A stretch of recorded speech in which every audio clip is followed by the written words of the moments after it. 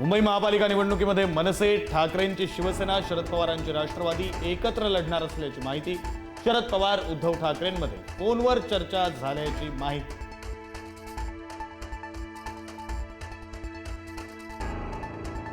तपोवनमधील झाडं वाचवण्यासाठी अभिनेते सयाजी शिंदे मैदानात. झाडं तोडली तर शांत बसणार नाही, शिंदेंचा सरकारला इशारा. एकही झाड तुटता कामा नये, सयाजी शिंदेंचं पर्यावरण प्रेमींना आवाहन.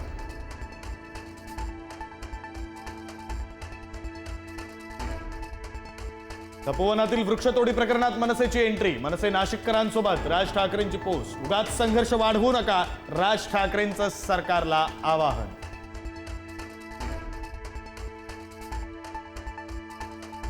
नाशिकच्या तपोवनमध्ये साधुग्राम नाही तर एक्झिबिशन सेंटर उभारला जाणार असल्याचा आरोप. 220 कोटींच्या पीपीपी तत्वावरील निविदेमुळे नवा वाद. एक्झिबिशन सेंटरसाठी वृक्षतोडीचा घाट रचला गेल्याचा आरोप.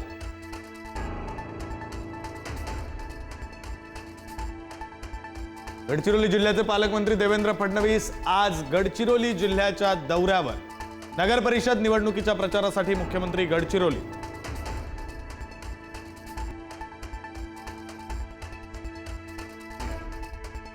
उपमुख्यमंत्री एकनाथ शिंदे अहिल्यानगर, अकोला आणि लातूर दौऱ्यावर. शिवसेना उमेदवारांच्या प्रचारार्थ शिंदे मैदानात.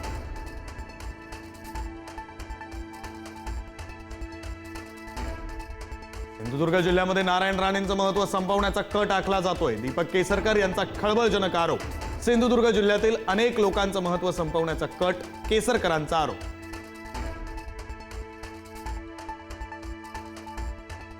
आरक्षण मर्यादा ओलांडलेल्या ठिकाणी पुन्हा आरक्षण सोडत निघणार. नव्यानं आरक्षणाची प्रक्रिया पूर्ण करण्यासाठी 15 दिवसांचा कालावधी लागण्याची शक्यता.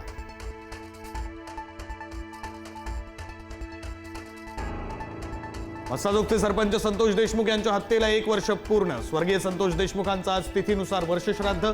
वर्षभरानंतरही देशमुख कुटुंबीय न्यायाच्या प्रतीक्षेत.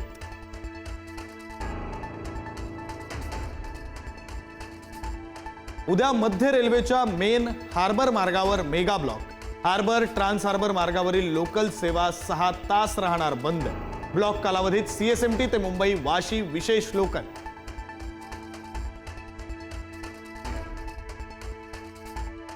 विरार डहाणू मार्गावर लवकरच धावणार 15 डब्यांची लोकल. 15 डब्यांच्या लोकलच्या 6 फेऱ्या चालवल्या जाण्याची शक्यता.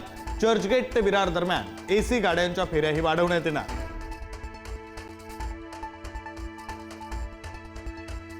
मुंबईतील प्रदूषणाची हायकोर्टाकडून गंभीर दखल. मुंबईतील बांधकाम स्थळांची तपासणी करण्यासाठी तातडीनं 5 सदस्यीय स्वतंत्र समिती स्थापन करून अहवाल सादर करण्याचे आदेश.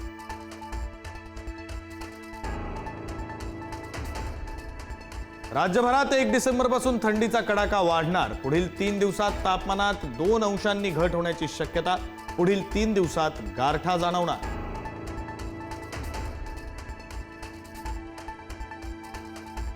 उडारी न्यूजच्या बातम्यांची कोल्हापूरच्या जिल्हाधिकाऱ्यांनी घेतली दखल. जादूटोणा विरोधी कायद्याची प्रभावी अंमलबजावणी करण्याच्या सूचना.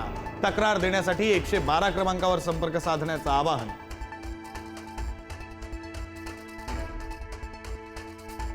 अकरा जहाल नक्षलवाद्यांचं गोंदिया पोलिसांसमोर आत्मसमर्पण. हिडमाच्या मृत्यूनंतर नक्षल चळवळीला हादरा.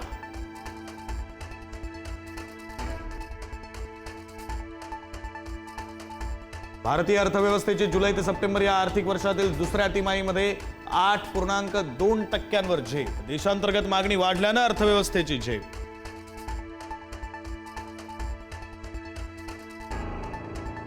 रशियाचे राष्ट्राध्यक्ष व्लादिमीर पुतीन आणि 4 आणि 5 डिसेंबर रोजी भारत दौऱ्यावर. 23व्या भारत रशिया वार्षिक शिखर परिषदेला राहणार उपस्थित.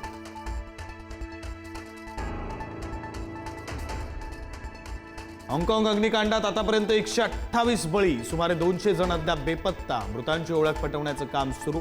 बचाव कार्यासाठी 1000 पोलीस तैनात.